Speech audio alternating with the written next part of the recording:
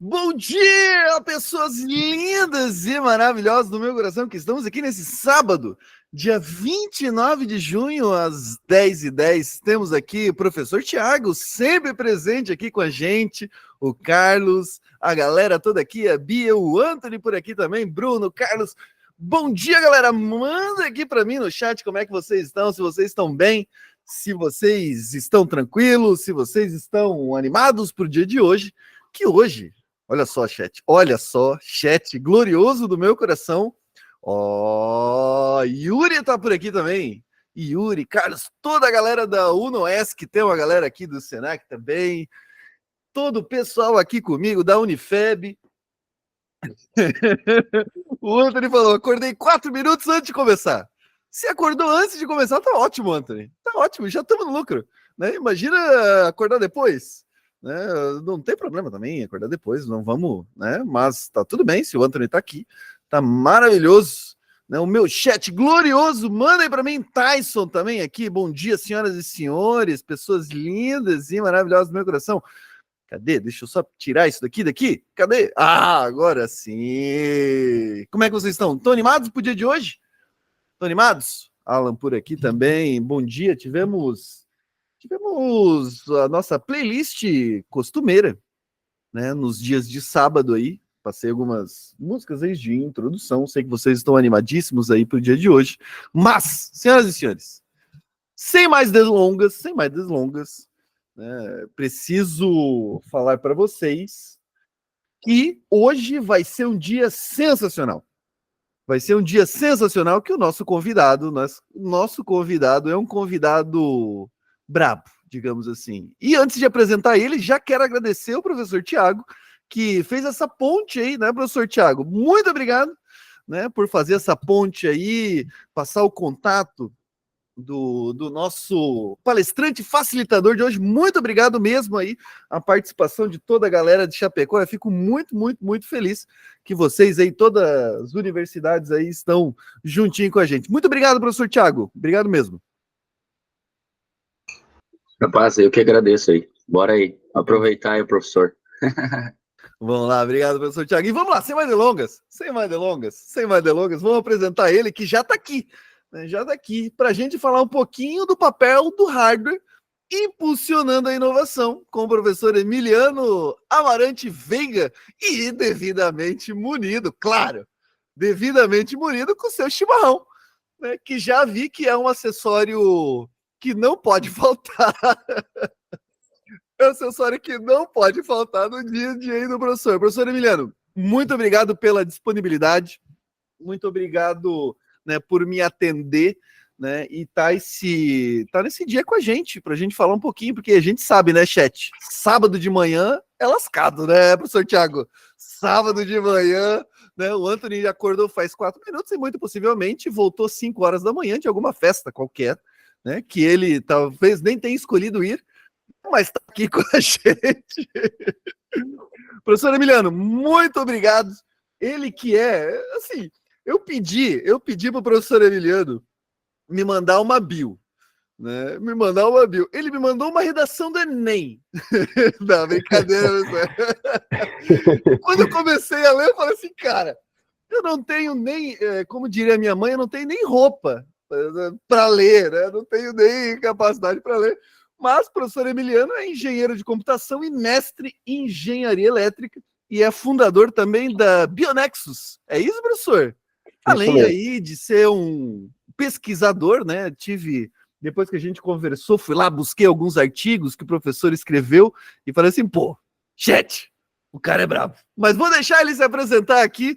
Muito obrigado, professor Emiliano. Agora a fala é contigo, né? E vamos dar as vindas ao professor Emiliano, chat. Manda aí para mim, enquanto ele devidamente faz as apresentações aí. Obrigado, professor. Muito obrigado aí pelo convite, professor Leonardo, professor Tiago Zompa, aí, que é um grande parceiro e incentivador aí de inovação, de integração entre software e hardware, né? Então, é uma pessoa que a gente tem especial aqui na região oeste de Santa Catarina e que fomenta bastante todos os trabalhos e inovações na área. Sempre que eu recebo um convite assim, eu fico feliz de poder participar. porque trabalhar com tecnologia, trabalhar com hardware e software é tão natural para mim como caminhar. Né? Então, é um tema bacana para a gente poder abordar e conectar pessoas, né? Então, é sempre uma forma de aprendizado. Eu agradeço aí pela participação de todo mundo, pelas boas-vindas. Sábado é brabo, né? Tem que acordar, tem que...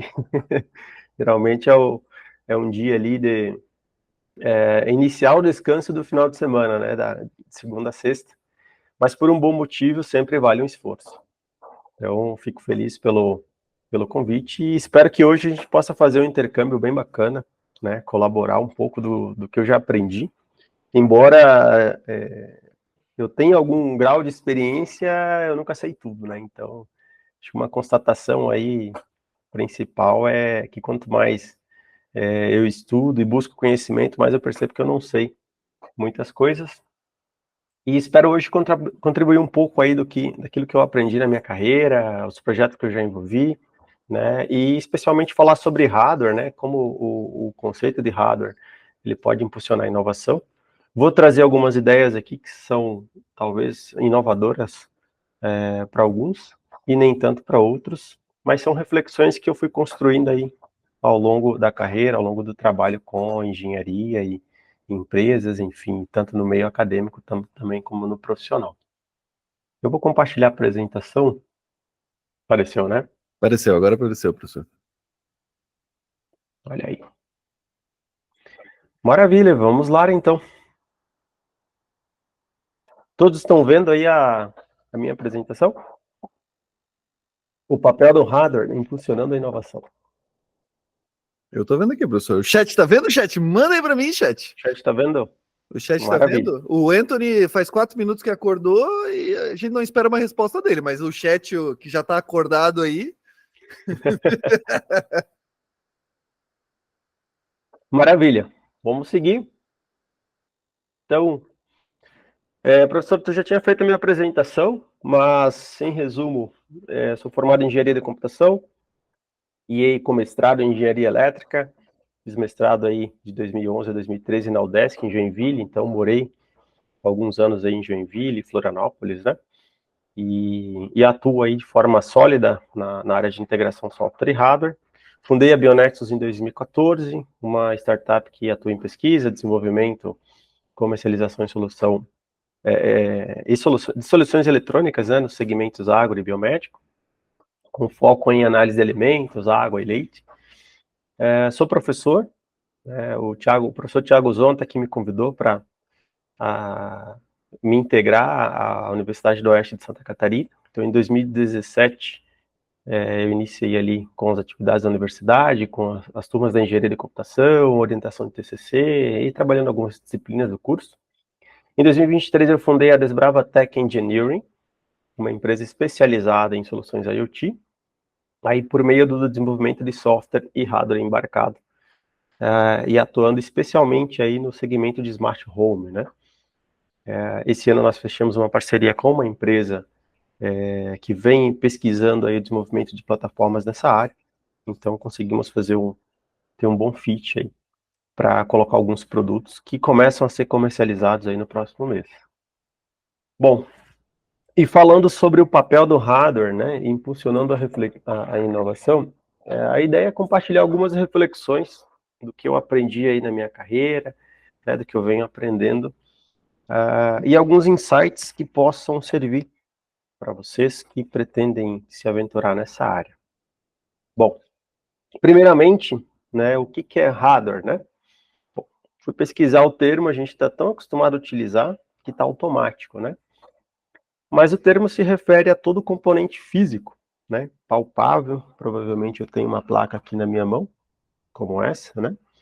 Então, todo componente físico palpável, interno ou externo aí de um computador, né? É denominado por hardware, né?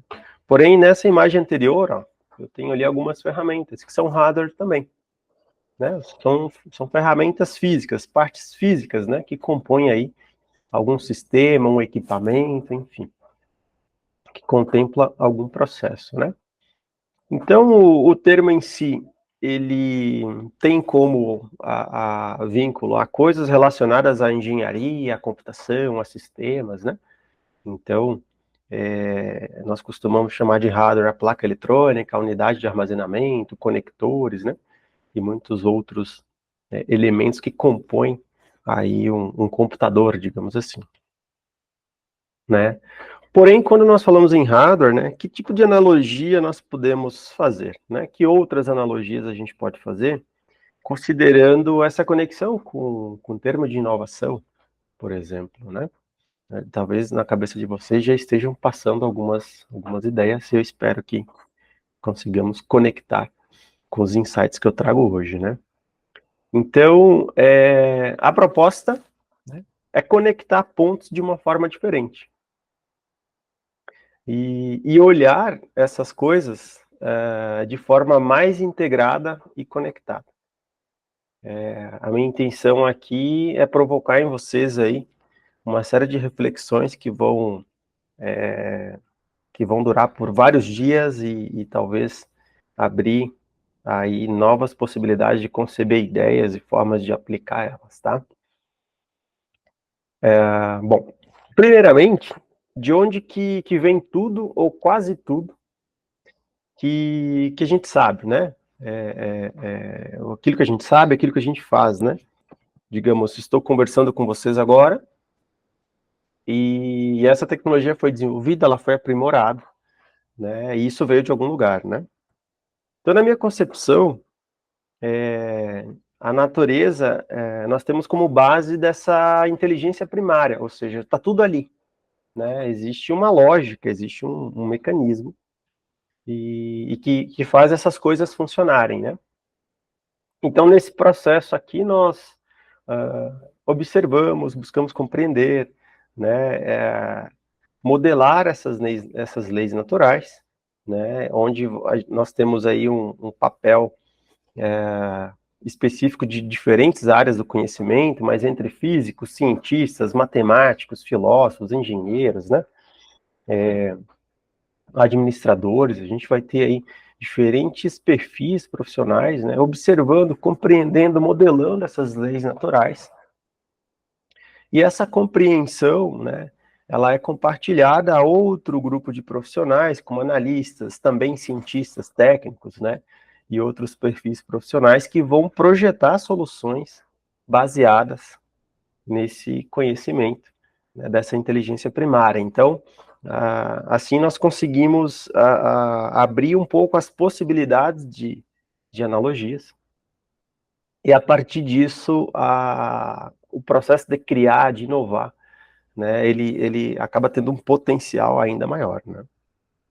Então, quando nós falamos em software e hardware, né, essa imagem ilustra bem, né, onde eu tenho ali o elemento software como esse intangível, abstrato, né, tá mais no sentido da consciência do processo das coisas, e a parte de hardware, né, como esse elemento tangível, visível, material, que eu consigo bater ali, né, ter um contato físico com ele. Bom, e o que é mais semelhante, né, a isso em termos conceituais, né, quando nós falamos em software e hardware? Bom, aí eu trago uma imagem bem interessante, que é a imagem do ser humano, né, a nossa imagem ali, onde eu tenho uma estrutura de hardware, digamos assim, né, músculo-esquelética, né, e tem aqui uma parte também que compõe um hardware, um processador, né, e que nessa região aqui a gente tem a presença de um software, que é a nossa consciência, né, esse elemento abstrato, e que de certa forma, cada um de nós representa em si esse computador, né. Bom,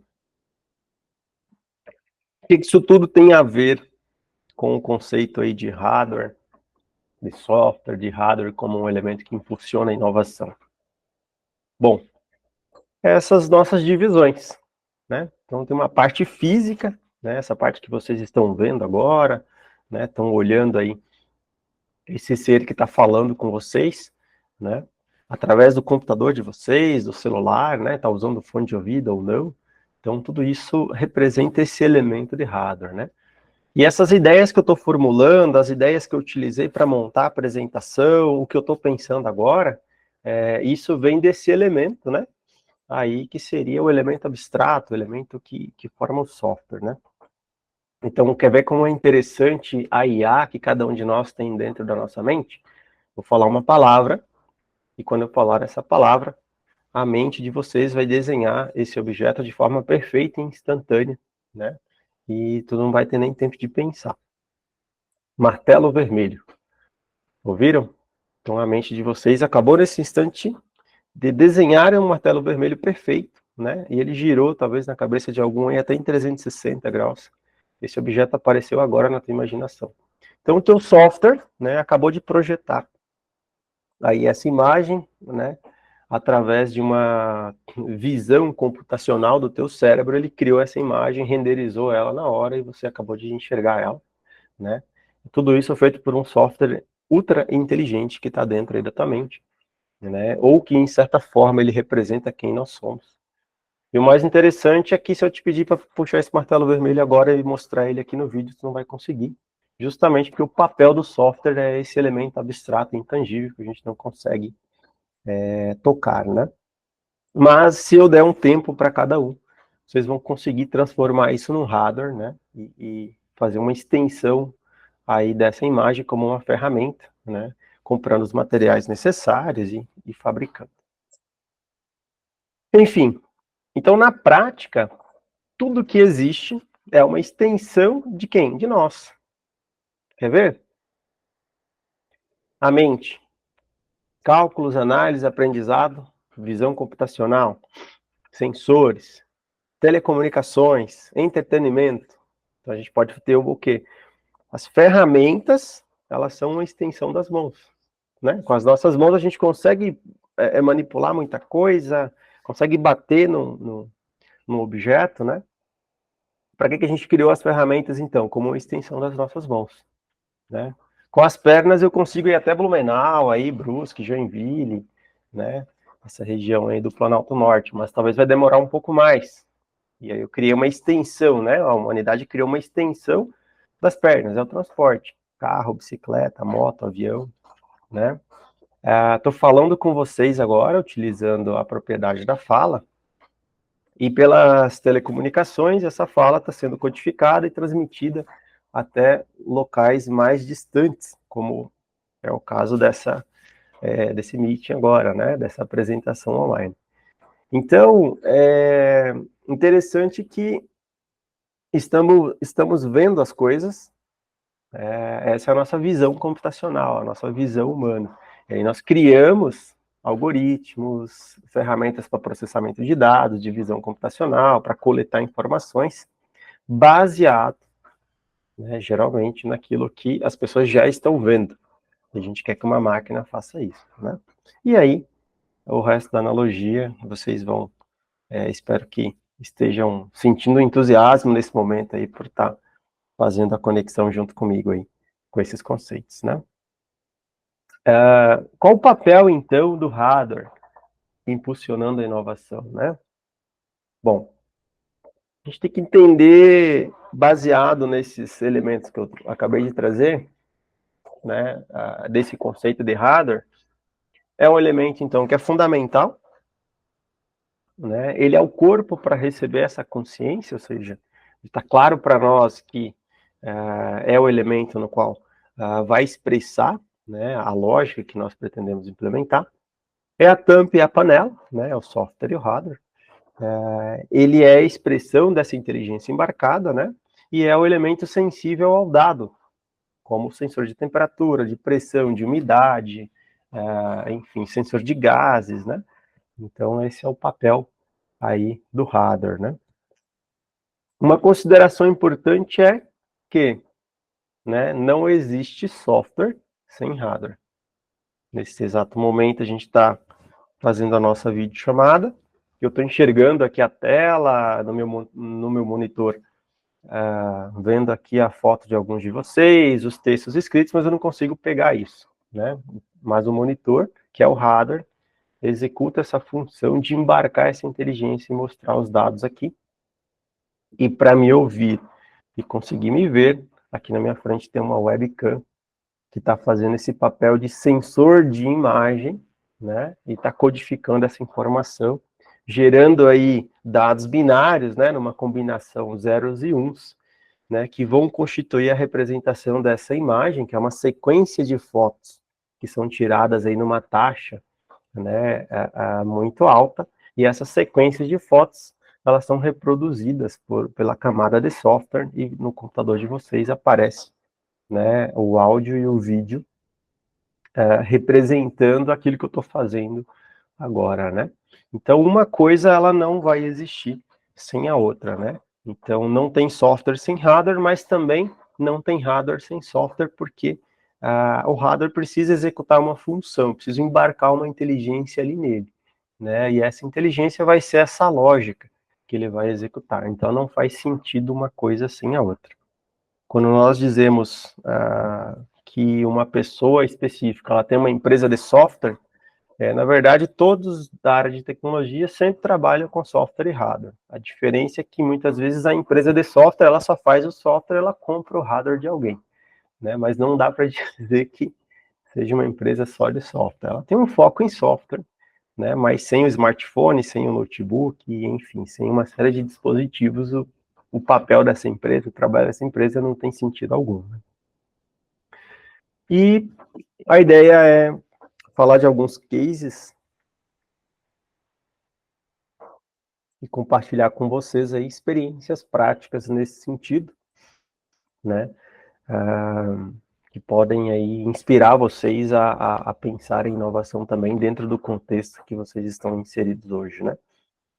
Então, aqui eu tenho um produto de monitoramento de processo industrial. Esse é um produto que foi desenvolvido pela Bionexus em 2019, né? Ele está conectado com o conceito de OEE, né? Que é um conceito aí já amplo em mercado, né? Ele traz como objetivo monitorar a eficiência, né, geral aí de equipamentos industriais ou máquinas, né, que operam em processo fabril. Então, está conectado com o conceito aí do status de informações de uma planta industrial e medir variáveis de desempenho, né? O objetivo com isso é trazer segurança, ter um controle de produção, medir a eficiência de máquina, né? Garantia de qualidade, obter métricas de processo, né? Porque imagina que nós temos aí um departamento de desenvolvimento de software, um departamento de desenvolvimento de hardware, e nós temos uma equipe de desenvolvimento, né? Que está inserida aí nesse contexto. Vão ter ali diferentes tipos de profissionais que vão estar monitorando aí esse rendimento de produção, né? Digamos, o que o Thiago Zonta está fazendo, o que o Leonardo, o Carlos, a Beatriz, o Fernando, né? Esses nomes que aparecem aqui na minha tela, constituem uma equipe de desenvolvimento e a gente vai ver métricas com que cada um está entregando. E nós conseguimos ver isso a partir do momento que a nossa solução tecnológica ela vai ficando pronta, né? Mas quando nós temos um parque fabril, né, que tem muitas máquinas que elas estão, numa grande parte do tempo, operando de forma automática, depois que ela está ligada, ela fica ali executando o processo dela, como, por exemplo, até máquinas de tecelagem na indústria têxtil, né, que ela fica ali operando, fazendo o processo de tecelagem, isso torna, aí, a partir dos conceitos de OEE, obter informações como, por exemplo, quanto tempo essa máquina ficou desligada, quanto tempo essa máquina ficou ligada, quanto tempo essa máquina ficou em manutenção, se essa máquina gerou algum alerta de produção, se houve uma interrupção desse processo. Então, todas essas informações, né, ou seja, todos esses dados nós conseguimos coletar desse equipamento, levar esses dados para uma base de dados e, posteriormente, com o software, tá fazendo aí a visualização desses dados e conectando ferramentas aí de inteligência de negócios, como inteligência artificial, né, e análise estatística, para extrair desses dados informações que são aí fundamentais para segurança, controle do processo, métricas de qualidade, rendimento de produção, para tomada de decisão, por exemplo, se vai ser investido em montar um parque fabril maior, se compensa, por exemplo, ter todas aquelas máquinas funcionando em relação ao consumo de energia elétrica, se o consumo de energia elétrica versus a produtividade por máquina tem uma relação, por exemplo, com o investimento em energia solar ou não, se essa economia desse investimento em energia solar, conhecendo a eficiência de produção de um parque fabril, se essas contas fecham, e se essas contas fecham, como nós podemos trabalhar para tornar esse retorno do investimento mais viável no menor tempo, né?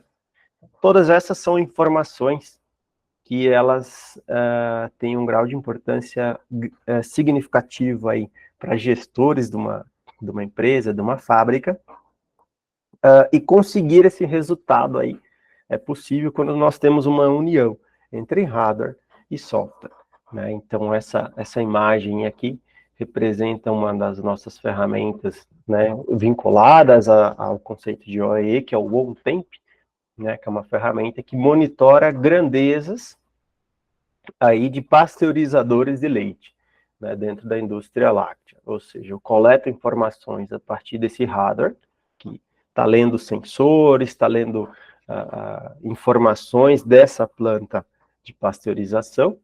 Essas informações elas vão trafegar ali numa rede, num protocolo industrial e vão chegar até o computador, né, no qual tem ali um software que faz essa coleta desses dados e me mostra isso em tempo real, né, ou no tempo mais curto possível, o que está acontecendo ali nos determinados pontos de temperatura, incluindo até grandezas como vazão em litros por hora, né, e informando, por exemplo, se a leitura foi interrompida, ele vai registrar o data hora, né, minuto, segundo ali, para que eu tenha essas informações mapeadas e compreender se vale o investimento ou não.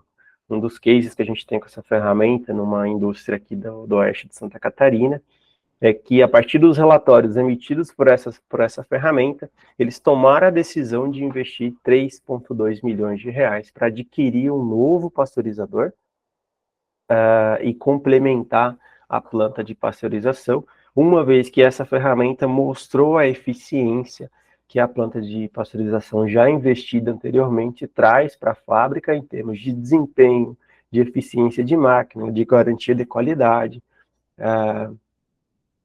de reduzir o tempo de equipamento parado, né, o que faz atrasar a produção. Então, esses números foram possíveis de serem obtidos a partir dos dados que o OnTemp registra, e aí a inteligência de negócios, nós entregamos um relatório para a indústria e ela entendeu que poderia fazer esse investimento. Então, esse é aí um case, né, que é o OnTemp, e é uma ferramenta que pode ser aplicada não só nesse perfil de indústria, mas como eu dei o exemplo da indústria têxtil, da indústria automotiva, né, nós temos aí indústria moveleira também, nós temos algumas soluções muito semelhantes ao que o OnTemp faz, já que ele é quase que uma ferramenta aí de monitoramento genérica e eu consigo parametrizar as grandezas que ele mostra na tela. Aqui nós temos uma outra solução, uma solução bem bacana também, para gestão de autoatendimento, que basicamente é composta aí pelo mesmo conceito de software e hardware, né? Então, na prática, o que todos nós queremos é uma informação rápida, precisa, uma informação ou um processo que traga algum tipo de conforto, de tranquilidade, de segurança, de praticidade para as nossas vidas. E a interação com isso, muitas vezes, ela se dá aí por uma ferramenta, né, que vai executar algumas tarefas para nós, ou que vai gerir algum processo para nós, a partir da interação com o mundo real, né, abrir e fechar uma válvula, abrir torneira, fechar torneira, apertar um botão, capturar uma imagem de algum processo, tomar uma decisão a partir daquilo, ou pelo menos me comunicar sobre o andamento daquele processo, pegar um conjunto de dados e gerar um relatório. São todas tarefas que nós poderíamos fazer, né? Mas como nós somos um só, a gente não consegue estar em vários lugares ao mesmo tempo. Então, estamos numa era agora, que eu nem diria que é uma era da informação, mas sim uma era da experiência, no qual as tecnologias aí conjugadas de software e hardware, elas vão oferecer uma experiência para os clientes, para as empresas, né, que no resumo são pessoas. Então aqui nós temos o Smart Flow, né, no qual eu tenho a camada de software, entregando ali já esses dados tratados para o cliente em relação a faturamento, volume de vendas, volume de consumo, quais as categorias de produtos que mais venderam, né? Então, eu tenho ali uma série de informações, né, que são úteis para a gestão do negócio, para tomada de decisão estratégica, marketing, vendas e tudo mais.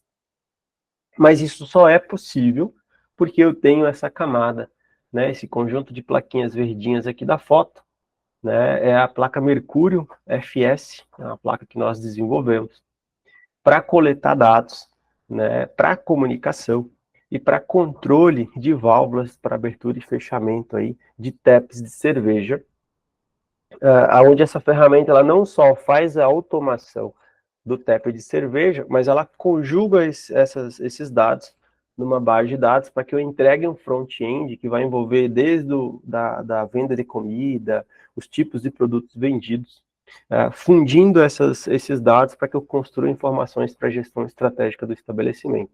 Então, a gente consegue gerar não só uma experiência positiva para quem faz o consumo do produto, como é os clientes do bar, quanto para o dono do bar, que consegue ter uma visão geral de como o negócio dele está performando. Então, por trás de tudo aquilo, no front-end, nós temos essa interação com os taps bonitinhos ali, com o LED aceso, né? Que oferece uma experiência gastronômica para o cliente indireto, né? Que é o cliente do nosso cliente, gerando essa boa experiência. No background, a gente está entregando ali informações e uma qualidade de serviço, né, que aumenta o desempenho e a rentabilidade do bar. Então, aqui é mais um case que nós temos de integração software e hardware e como que o hardware desempenha um papel fundamental aí nesse caso, né? O site do SmartFlow é smartflow.app.br. Vocês podem acessar e lá visualizar mais informações sobre esse produto, né? E uma pergunta aí que eu trago para vocês, né, é como fica a questão da inovação, porque o nosso título, né, ele é como o hardware pode impulsionar a inovação. Então, falamos aqui desse papel fundamental do hardware, falamos aqui sobre essa integração software e hardware, nós trouxemos uma visão mais holística, né, dessa relação entre o ser humano, o hardware e o software, né, fazendo aí uma analogia com uma pegada mais didática, né, em função dessa característica aqui, do que representa o ser humano. E aí, vamos fazer um arremate aqui com o conceito da questão da inovação, né, propriamente dita, né. Bom, falando em experiência e inovação, o que eu posso compartilhar com vocês é que em pouco mais de 16 anos de carreira, atuando aí com engenharia de software e hardware, eu trabalhei em mais de 5 empresas de ramos diferentes. Eu atuei em projetos que juntos somam mais de 20 milhões de reais investidos e que gerou um faturamento aí de mais de 100 milhões de reais. Nós atendemos mais de 30 mil clientes indiretos em 3 países, Brasil, Paraguai e Estados Unidos. Fabricamos centenas de milhares de dispositivos eletrônicos, então terceirizamos essa fabricação, né? Então projetamos os dispositivos, desenvolvemos o software embarcado para esses dispositivos, testamos, prototipamos, uma vez validados. Eles vão para essa produção terceirizada e nós estamos conectados com mais de 35 milhões de consumidores aí que se relacionam com produtos feitos por nós, feitos em parceria com nossos clientes, que são consumidores que estão dentro das fábricas lidando com as ferramentas que nós desenvolvemos. Então, todas essas informações, elas são importantes para que a gente consiga trabalhar o sucesso do cliente, pensando não só em quem comprou o produto de nós, comprou a solução, mas também em quem interage com essa solução, para que a gente consiga mapear os gargalos e desenvolver a ferramenta, a interface, as informações do hardware, a forma de montar esse hardware, de conectar que seja mais prática, mais simples, mais segura e mais confiável, né? E que atenda todas essas camadas aí das empresas que consomem as nossas soluções, né? E o que eu aprendi com todo esse tempo aí, essa carreira, né? Que, falando em inovação, ela está além do hardware, do software, da planilha ou da metodologia. Então, esse é um primeiro ponto que a gente pode ter como destaque, né? Segundo, é preciso mergulhar no problema, né, e conhecer suas raízes. Por quê? Toda solução de software e hardware, ela vai envolver a construção de um conjunto de elementos para resolver um problema. Eu poderia dizer para vocês que essa placa eletrônica, por si só, com o software embarcado que ela contempla, ela não tem uma utilidade para ela mesma, mas sim para o processo em que ela está envolvida. Um outro elemento, se colocar aberto para aprender, que é uma forma de conhecer um pouco mais da natureza daquele problema que nós estamos lidando, né? Segundo, conhecer o processo.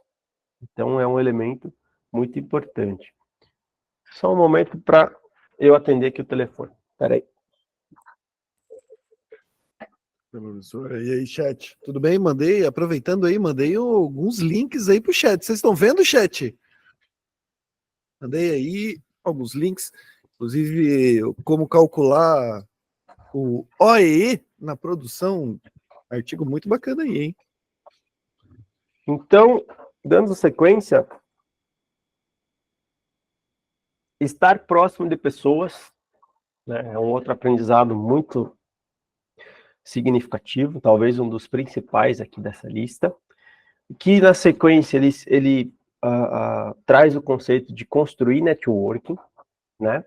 Esse network ele vai somar competências, porque para ter sucesso ela requer dedicação, compromisso e amadurecimento, né? Então, um ponto fundamental para vocês nesse estágio agora é buscar conexões e aprender, porque sozinho ou sozinha vocês não vão chegar a lugar nenhum. Então, os problemas que nós temos na sociedade hoje, eles são problemas complexos.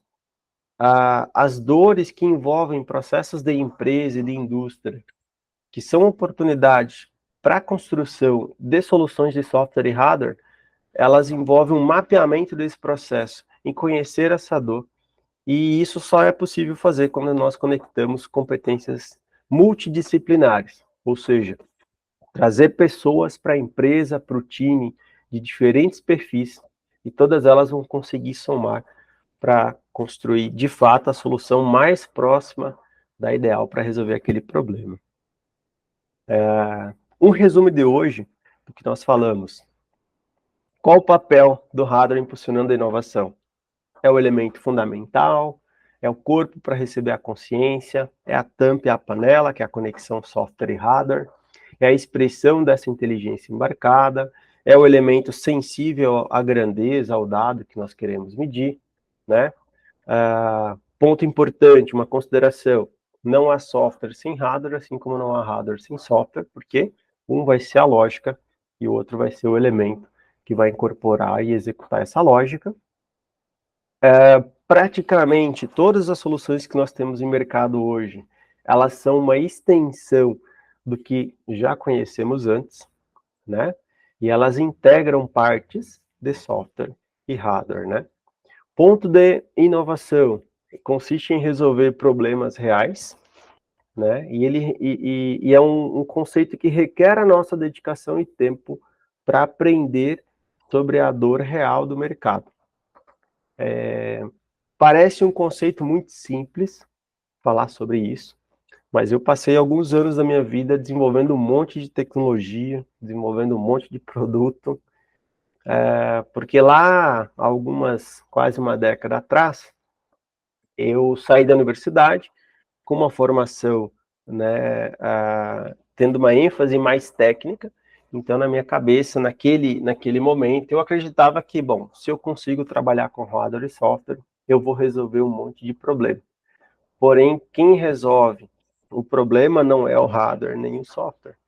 Ou seja, não é a tecnologia que resolve problemas. A tecnologia não é diferencial estratégico. Todas as empresas podem ter acesso a IA, a visão computacional, a bibliotecas de todo tipo. Todas as empresas podem comprar os chips que estão nessas placas eletrônicas que nós desenvolvemos.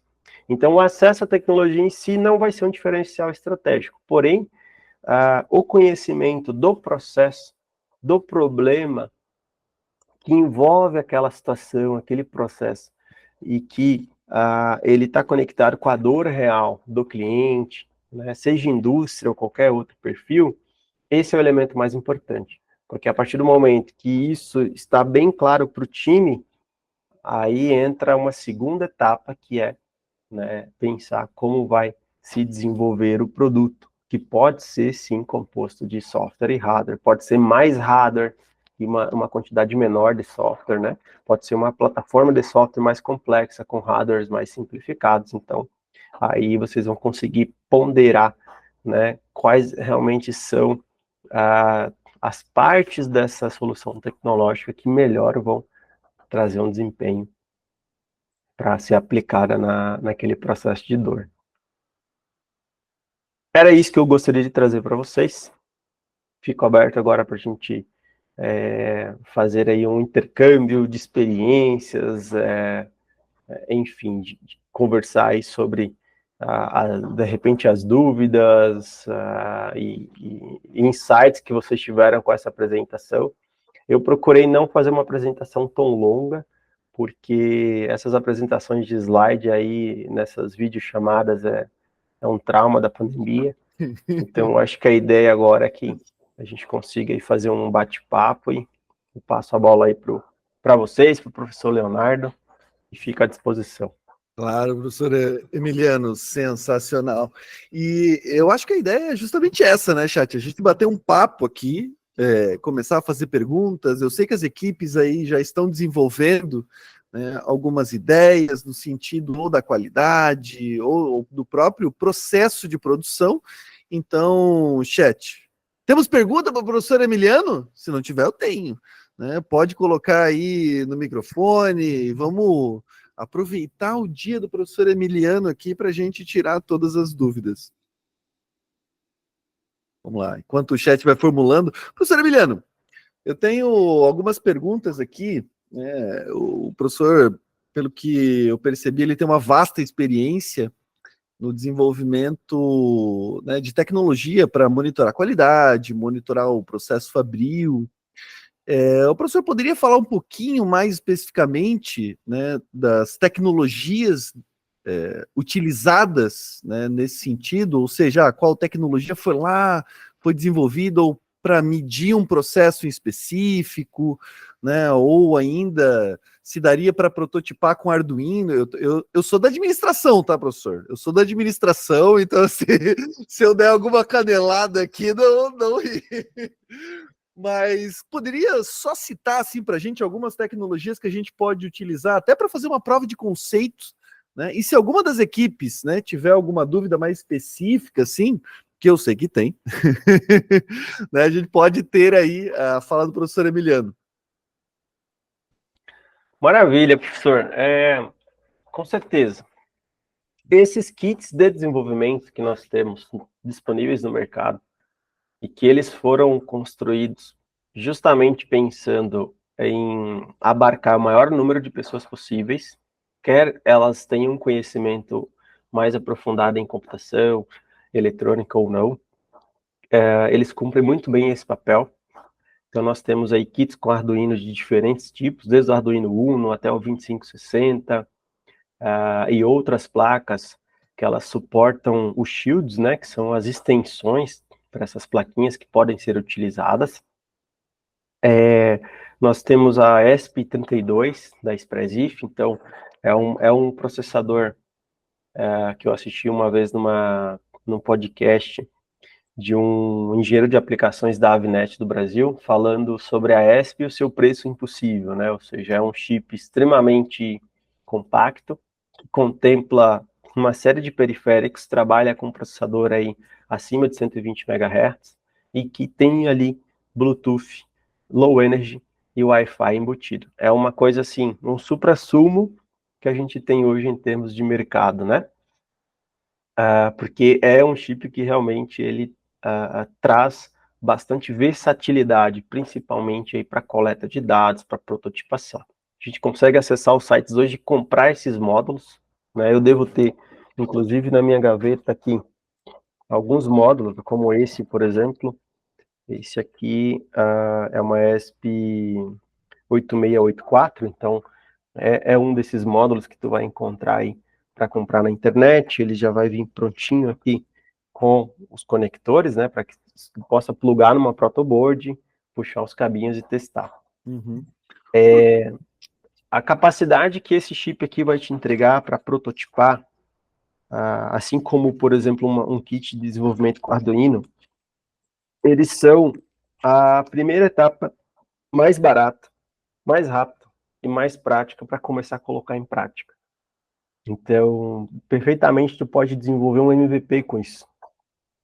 Testar, colocar para funcionar, coletar esses dados. Posso comprar as extensões como o DHT11, né? Comprar aquele azulzinho que é o que tem uma precisão maior em temperatura e umidade. Posso comprar, não sei se é o LM35, é o L35, esqueci agora as letras iniciais, mas ele é um sensor de gases, né? Aquele sensor de gás lá, alguma coisa 35, tem um 37 também, que ele contempla alguns outros tipos de gases. A gente pode comprar sensores de reflectância, sensores de temperatura, né? Que são só temperatura, né? Daí tem o LM35 mesmo, que é o sensor da Texas, né? É um CI que tu vai pagar 50 centavos aí nas lojas de eletrônica. Para quem está em Blumenau, não sei se é a maioria, a gente tem a Proese aí em Blumenau, é uma loja que a gente sempre compra as coisas. É uma loja que está crescendo bastante e ela está cada vez mais disponibilizando mais itens, como display LCD de 16:2. Posso comprar módulos com relé para abrir e fechar a chave, né? Ou seja, fazer uma interface com lâmpada, com botão de uma máquina. Tudo isso pode ser utilizado. Vamos ver o que a gente tem mais. Sensores de luminosidade também podem ser comprados. Vai ter os AS72 alguma coisa da SparkFun, que são sensores aí de cor, né, que podem ser utilizados também para aplicações. Deixa eu ver se eu vou encontrando eles aqui. 7265, professor? Esse mesmo. Tem um 7265, vai ter também, deixa eu ver o outro aqui. Eu consigo localizar ele. É o AS7265, esse cara aí. Tem um outro que é o ILS 29125, que também é um sensor bacana. Tem um sensor RGB que a gente pode comprar também no AliExpress, aí dá para pedir esse cara, e ele vem com shield para Arduino já. É o TCS 3472, também é um elemento bacana. E esses sites aí como Maker Hero, né, que era o antigo Flip-Flop, ali tem bastante kit, como as placas com Raspberry também, são bem viáveis para um nível já de um Linux embarcado, para tá desenvolvendo ali já numa linguagem de C++, orientação a objeto, né? Uhum. A utilização do Arduino Studio, do Plataforma I/O aí com VS Code, né? São coisas aí bem bacana. Tem uma outra loja também que a gente já comprou. Tu já colocou o Robocore aí? Robocore, coloquei Eu coloquei. a Robocore. Show de bola. Deixa eu ver o que nós temos mais aqui.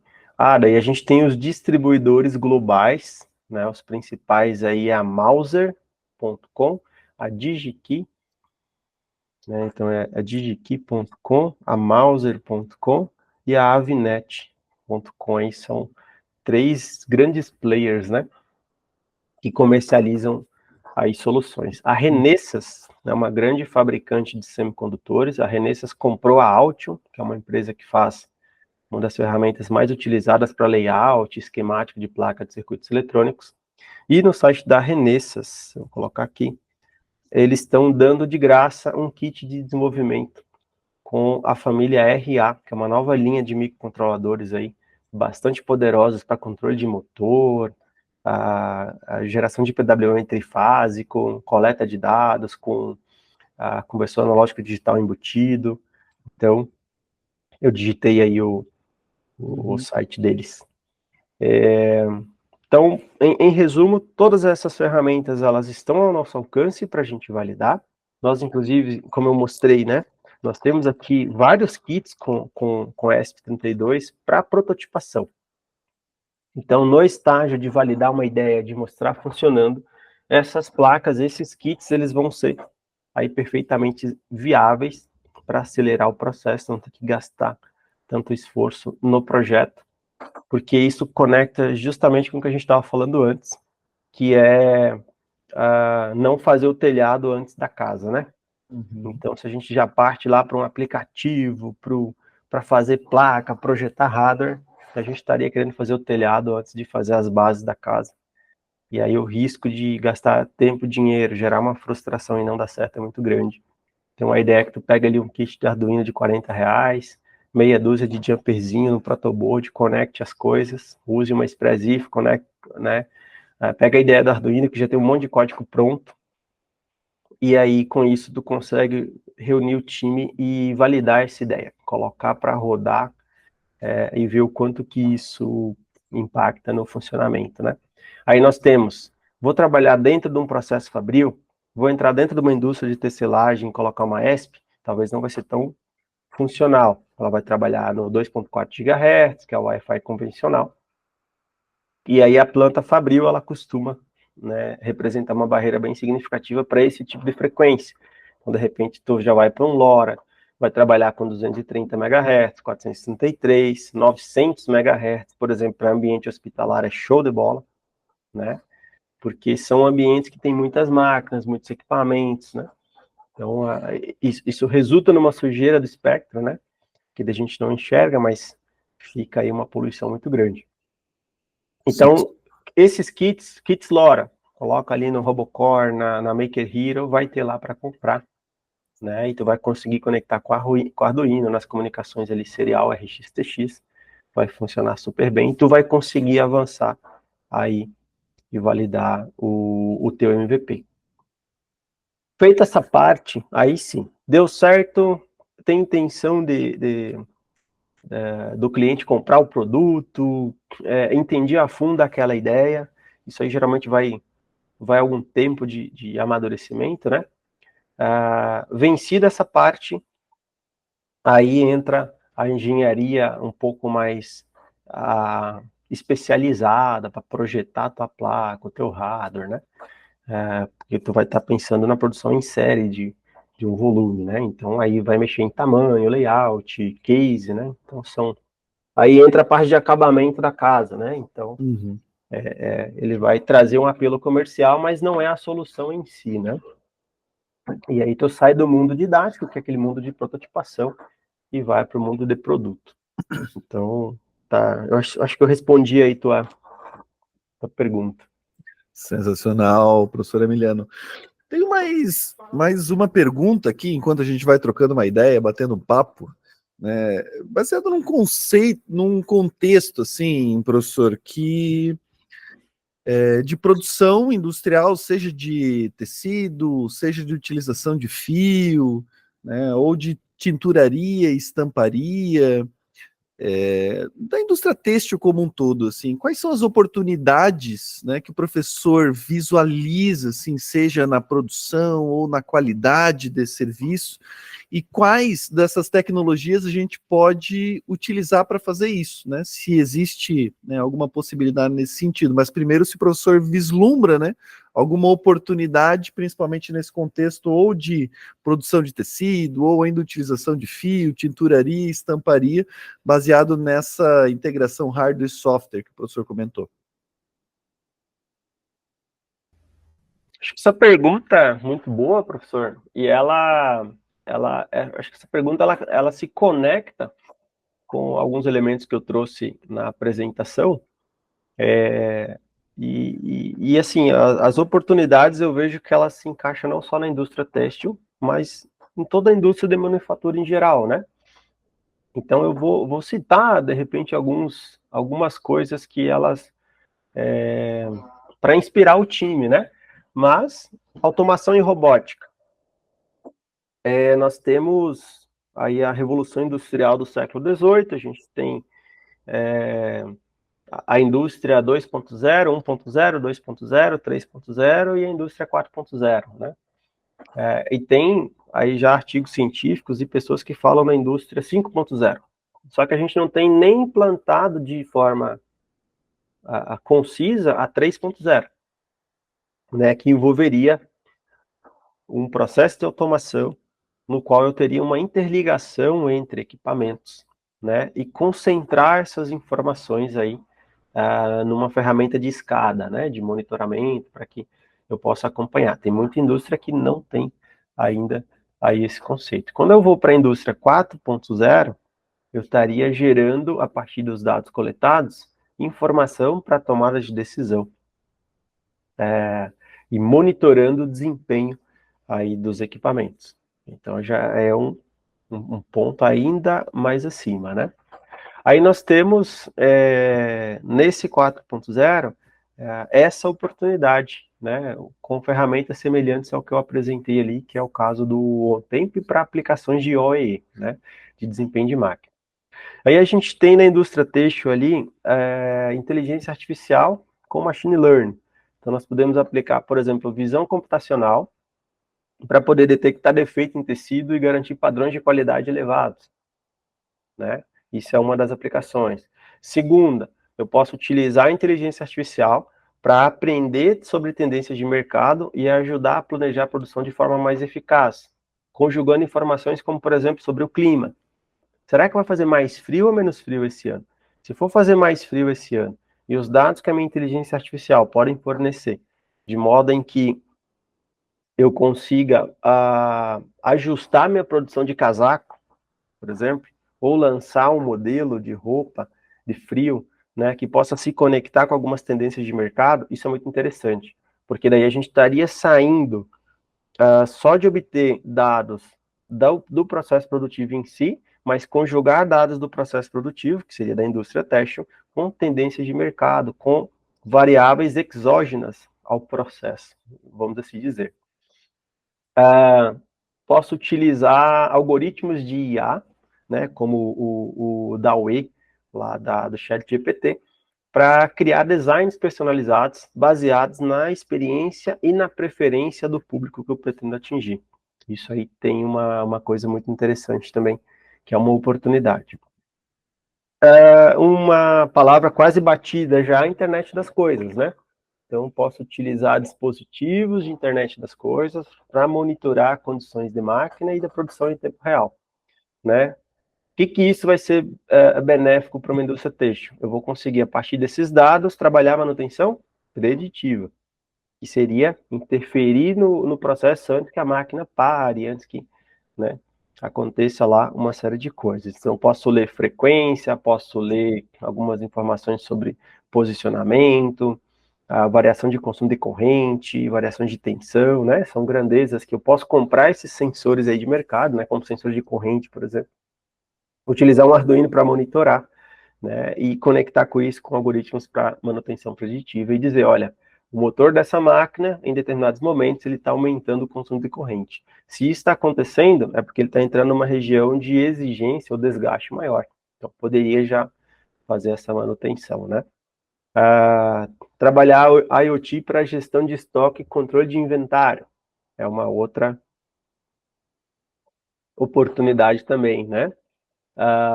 Utilizar etiquetas RFID para rastrear a origem de material, garantindo transparência e sustentabilidade na cadeia de suprimentos. Uma outra maneira de eu ajustar. Vamos ver mais ideias que vêm à mente. Impressão 3D.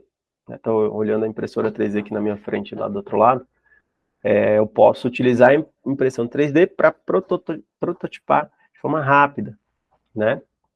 E aí criar protótipos de novos tecidos, designs, né? Enfim, avaliar como eu conecto, né, o que a tecnologia de impressão 3D oferece hoje no mercado, né? Tem impressora 3D que faz casa, né? Ela fica imprimindo ali cimento e vai formando o desenho. Tem impressora 3D de metal, né? Será que tem impressora 3D de algum tipo de tecido, algum tipo de material que possa auxiliar na prototipação, né? Também permite inovação em materiais, né, com propriedades avançadas. Em 2016, eu tive contato com uma empresa chamada Integrative Health Technology, da Flórida.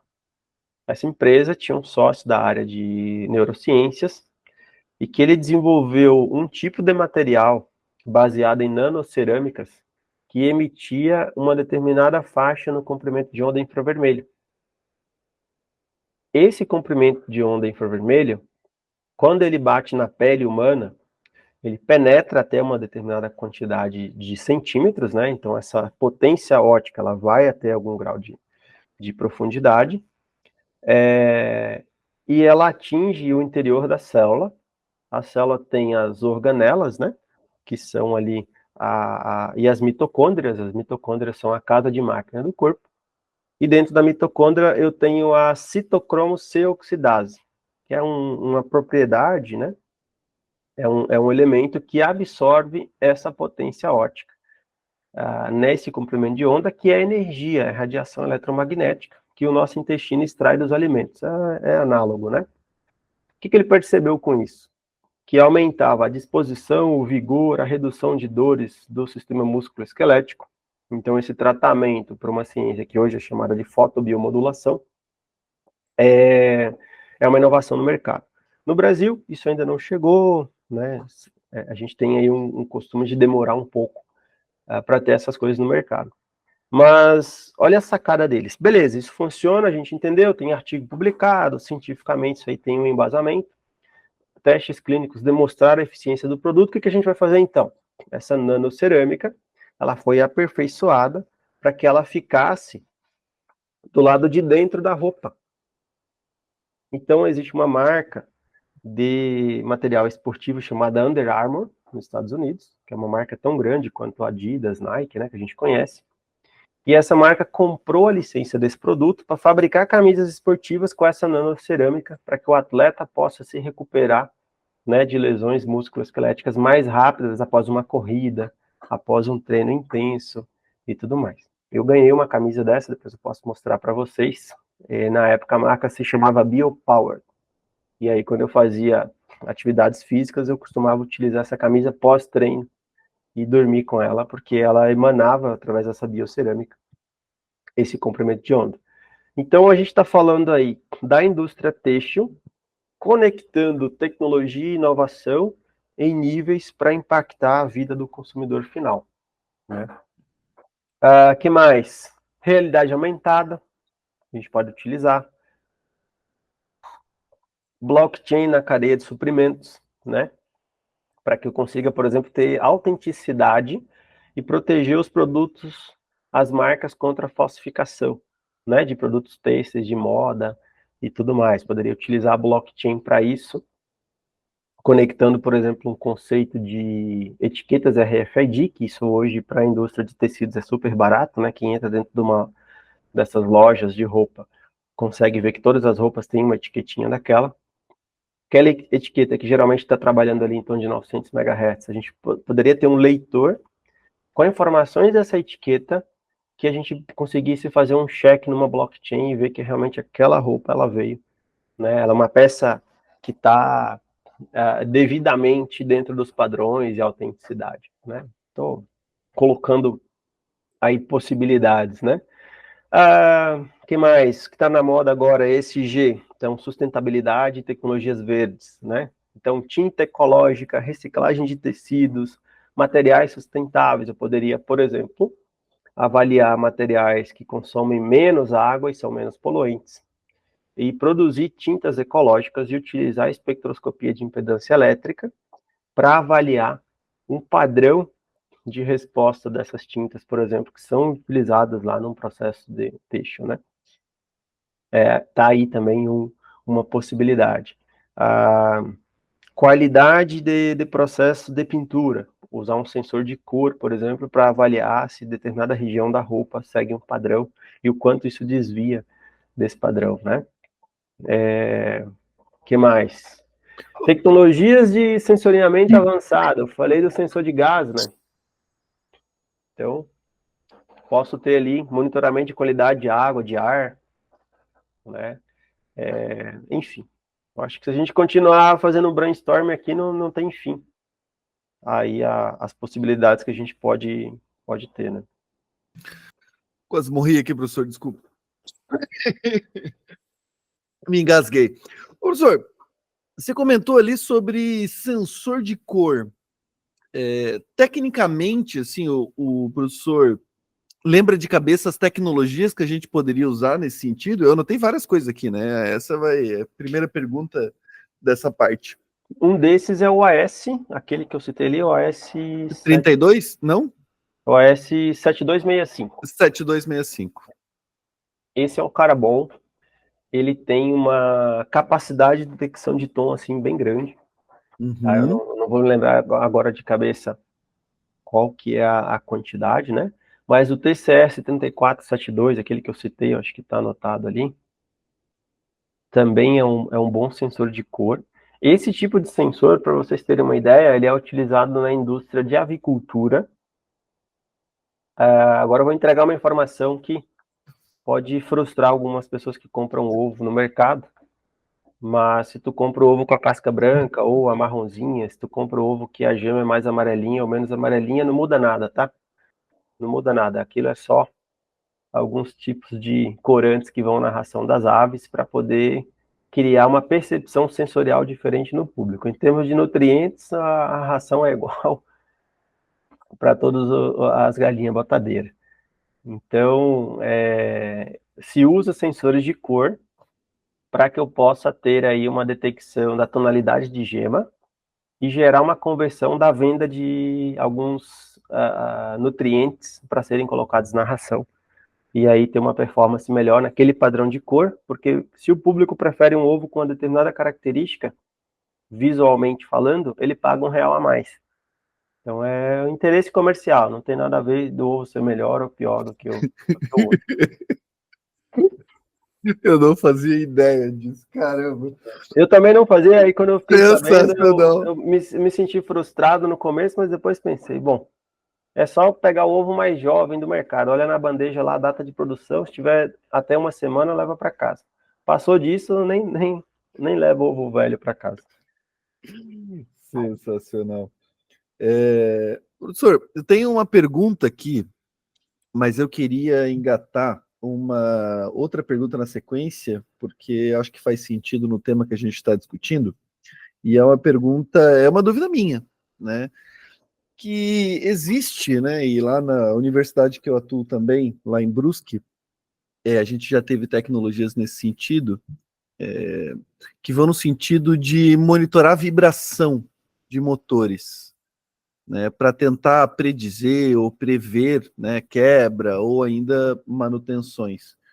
Isso é comum, assim, isso de fato funciona, e se funciona, como, né, isso ocorre, assim? Não sei se o professor tem experiência com isso ou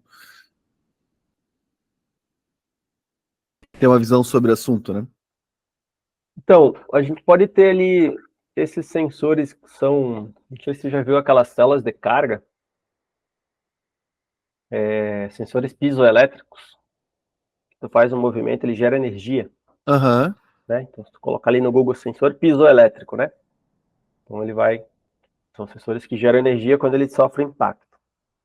E aí eu posso ter mecanismos ali no qual ele está posicionado em algum momento, né? E essa máquina vibrando, ela gera uma vibração nesse sensor piezoelétrico e eu faço a coleta da informação dessa tensão, certo? De variação ali, ao longo do tempo.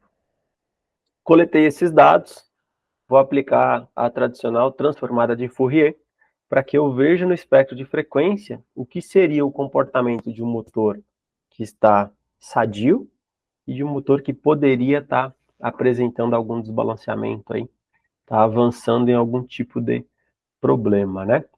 O que a gente mais tem no mercado? Deixa eu ver se eu acho o link aqui. O professor Thiago já colocou da Traction, que é justamente o que eu vi. Eu mandei. A VEG também tem um sensor nesse sentido. A Traction é o pode... novo unicórnio brasileiro, né? Ah, é? Não sabia, professor. Sim, recebeu 70 milhões na primeira rodada e agora foi mais. Ele tá passando de um bid Caramba, valuation. de avaliação. De Cara, valuation. eu acho que 20% é só em anúncio no Instagram para esse colocar no meu aqui, feed, que eu vejo eles o tempo todo. Se pesquisou, vai aparecer. Mandei aí no chat, é o MPU 6050. Ele é um acelerômetro giroscópio, tá na Robocore, tu pode conectar com o Arduino e coletar essas informações. Pode fazer um rabicho dele também. Então, o sensor piezoelétrico tem um grau de aplicação. Esse que já é um semicondutor, é um circuito integrado, ele vai entregar ali informações de variação de acelerometria nos 3 eixos e giroscópio. Com essas informações, eu vou jogar no software que vai, né, posteriormente, aplicar uma análise de sinais, decompor esses sinais em algumas componentes, fazer transformada para espectro de frequência, e aí sim extrair informações quanto ao comportamento, né, vibracional daquele equipamento, ou mesmo de força que possa representar a operação daquele motor. Eu acompanhei um trabalho desse, que envolvia um mestrando da VEG, quando eu estudava na UDESC Joinville, lá na elétrica. Então, a gente tem 3 linhas ali de pesquisa na universidade, né? Eu tenho a parte de instrumentação eletrônica e biomédica, que é o desenvolvimento de sensores, aplicação mais na linha bio, né? Que é a linha que eu fiz o meu mestrado e desenvolvi as tecnologias. Aí nós temos o núcleo de processamento de energia e nós temos a parte de máquinas elétricas, que envolve bastante apoio da VEG, ali de Jaraguá. Então, a gente tem geralmente alguns egressos da elétrica que vão fazer mestrado com temas que a VEG necessita. E na época eu tinha um colega do mestrado que pesquisava justamente a aplicação desse tipo de sensor de acelerometria e giroscópio no estator de motores de indução, né, que é amplamente utilizados aí na indústria, para a detecção preditiva de falhas, né? Ou seja, ele mapeava o comportamento do motor ao longo do tempo e fazia uma análise e depois começava a predizer se aquele motor, por exemplo, poderia ter um desgaste prematuro, se poderia ter um rompimento, se poderia ter algum tipo de problema ocasionado ali pelo seu funcionamento. Então, antes do motor parar, né, já se tinha informações para tomada de decisão. E eu acredito que o MPU 650, né, acoplado, por exemplo, no estator de um motor, ele vai fazer um belo de um trabalho aí, custando aí R$16,05 se for comprado no Pix. Mais o frete. Sensacional, professor. Temos uma pergunta aqui do Tarnovski, falei certo? Que é uma pergunta mais sobre o processo, né, de relação aí com o cliente e também de criação dessas tecnologias. Ele pergunta assim: como foi o processo de identificação das dores desses clientes que não sabiam exatamente qual o problema que estavam enfrentando? Na experiência do professor, né, no desenvolvimento dessas novas tecnologias e também o relacionamento com esses clientes, como é que é esse processo inicial de identificar essas dores ou ainda se relacionar de maneira geral com esse cliente, né? Muito bom. Eu citei mais um ali, que é da Analog Device, o ADXL345. Esse é um profissional mesmo. Aí é um sensor que vai pegar aí uma variação gravitacional, né? Vai ter uma sensibilidade alta. Então aí já seria para daqui a pouco pensar em produto final. É um dos caras que entraria na lista dependendo da aplicação, né? Ainda da pergunta anterior. Falando essa pergunta agora sobre a relação do cliente, né? A relação da oportunidade. Acho que essa é uma pergunta que é uma pergunta chave no processo, porque nós vamos pensar assim: meia hora no chat GPT, tudo que tu escrever em termos do que a gente estava falando aqui, o chat GPT vai responder, certo? Ou seja, se conecta com aquilo que eu comentei na apresentação lá atrás, que o conhecimento da tecnologia não é diferencial estratégico. porque todos têm acesso. Qualquer pessoa hoje, utilizando o ChatGPT, pode ser o 3.5, ela vai obter informações com orientações bem detalhadas de qualquer tipo de tecnologia que possa surgir. Isso até para mim, fiquei feliz quando eu vi o nascimento do ChatGPT, porque eu pensava, eu gosto muito de estudar, de ler, de buscar informações, né? De consultar coisas, então era quase que uma biblioteca humana, né? E quando surgiu o ChatGPT, eu fiquei tranquilo, falei, nem vou estudar tanto assim, porque quando eu precisar de alguma coisa, eu digito ali no ChatGPT, o ChatGPT vai me dar essa informação, né? E isso não quer dizer que a gente pare de estudar, mas significa o seguinte, o sucesso das coisas sempre envolve pessoas. Tudo que nós fazemos para pessoas. Então, são de pessoas para pessoas. Por mais que a tecnologia seja interessante, ou que aquela empresa que o professor Tiago comentou recebeu investimentos, essas coisas são acessórias. Na prática, existe ali uma relação entre pessoas, que isso cria um ambiente harmônico, onde há uma sincronia de ideias, isso resulta em confiança, confiança resulta em dinheiro. Ou seja, a pessoa paga para receber aquele produto. 72% das empresas grandes de sucesso, elas nunca precisaram vender o produto delas, sabia disso?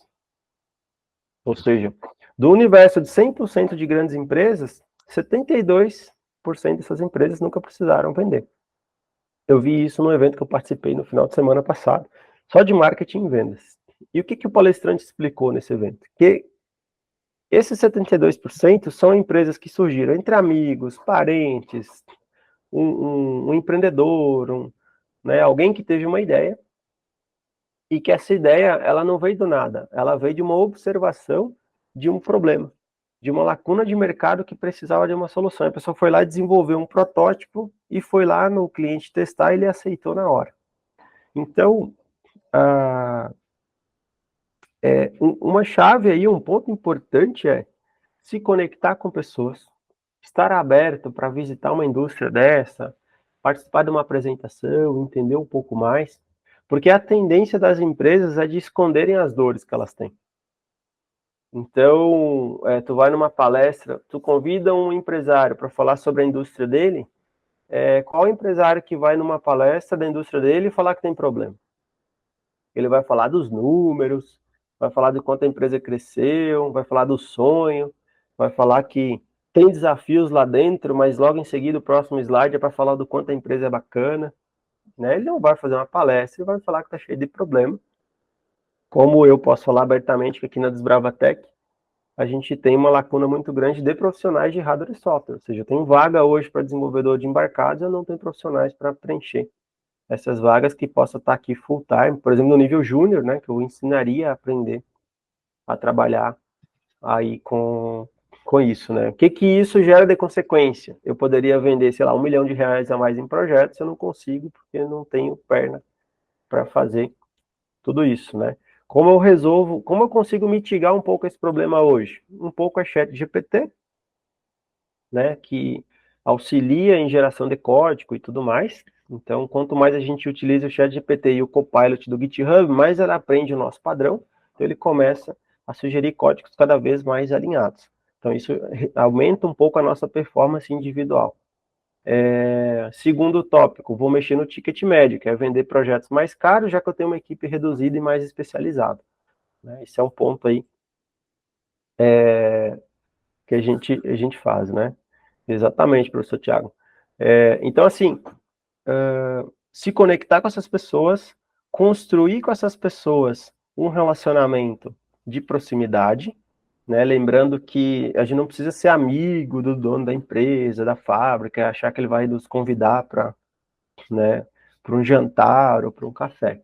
Mas é uma relação amigável, no qual se tem ali claramente interesses de business, né? Ou seja, um tem problemas, o outro quer resolver.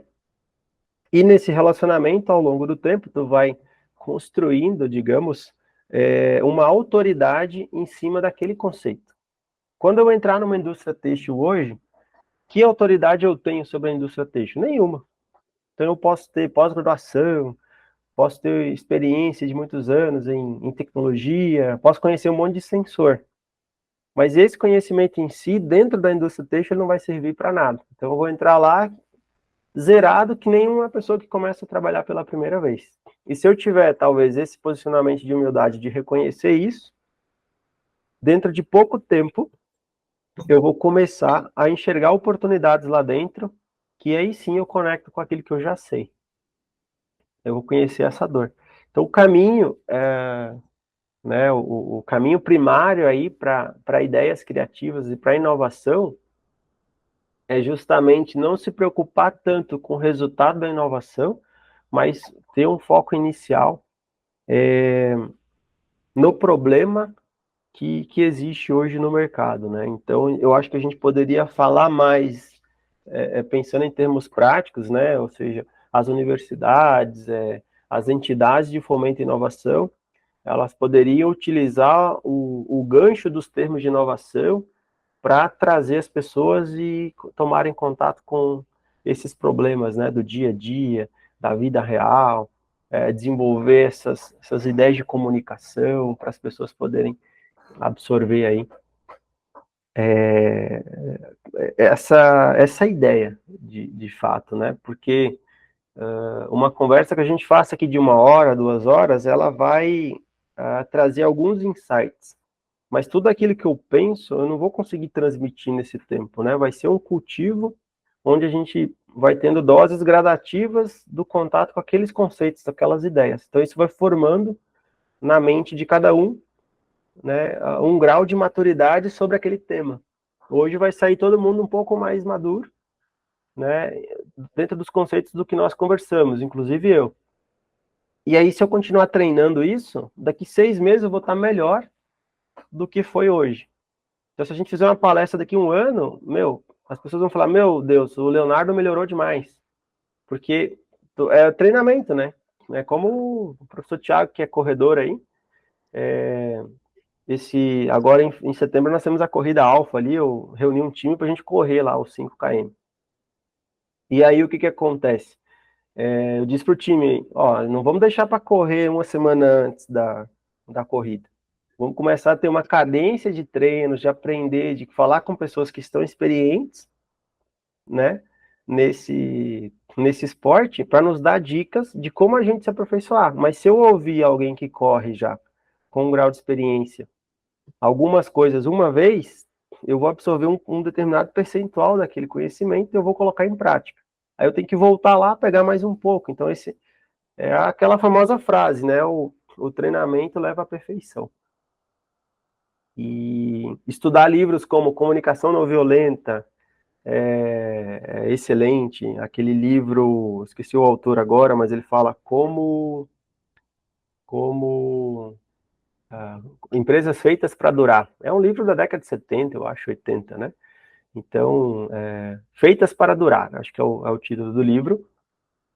Aí de um dos pais da administração, dessa área de marketing, né? Esse livro, eu estava folheando ele esses dias, e as coisas que estão no livro são tão atuais quanto o que a gente vê hoje nesses eventos de growth, né? As pessoas trocam os termos, mas o ensinamento é o mesmo.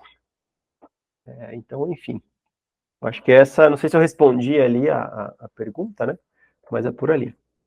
Com certeza, professor Emiliano. Eu acho que é justamente isso, né? Quando a gente fala o processo de inovação, pode falar, professor Thiago. Meu Deus, eu já. Dentro dessa linha, eu vi que vários alunos se interessaram. Tu falou de análise de qualidade de tecido, né?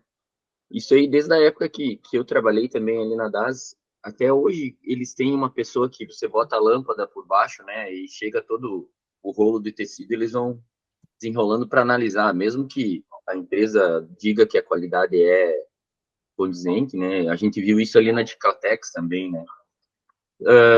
Que câmera a gente poderia, por exemplo, sugerir, né? Porque para uso de visão computacional, eu vi que foi né? O pessoal se interessou, então uma das perguntas até ali é como é que você analisa a dor, né? Uma das coisas que eu sempre observo é, por exemplo, esse processo é feito de forma a longo tempo e continua sendo feito e ninguém resolveu, né? Então, às vezes eu fico com essa pulguinha, né? Porque será que ele ainda não foi resolvido, né?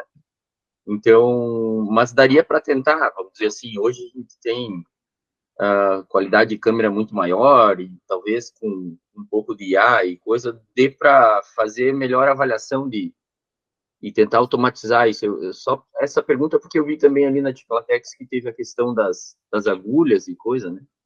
Já colocaram ali.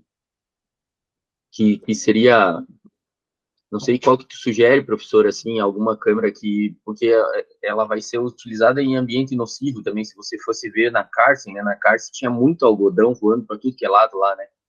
Então,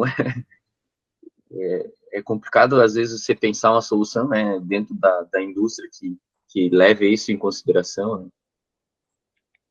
Perfeito. Essa parte de câmeras,